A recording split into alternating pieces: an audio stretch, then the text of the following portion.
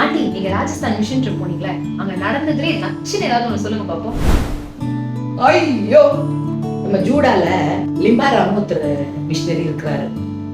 அவர் ஜபத்துல நடந்த ஐயோ நீயே பாரு.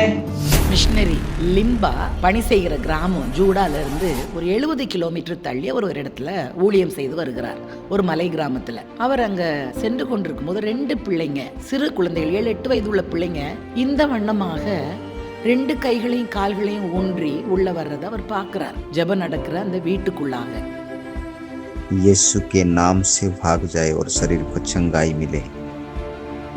அப்போ அவர் ஜெபித்து முடித்த போது, இயேசுவின் நாமத்தில் அவர்களை எழும்பச் சொன்ன போது, அவர்களுக்குள்ள இருந்த அந்தகார வல்லமை, அதனுடைய பிடியினால தான் பிள்ளைகள் நிமிர்ந்து நிற்க முடியாம இருந்த அந்த நிலைமை மாறி அந்த 2 குழந்தைகளும் எழும்பி நின்று நடக்க தொடங்குறாங்க. ஓ, கர்த்தர் எத்தனை பெரியவர்!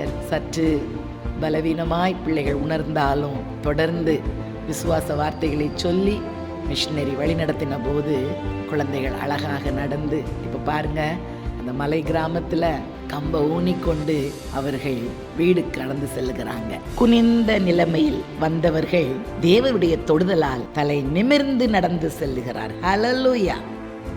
இப்படியும் நடக்குமா?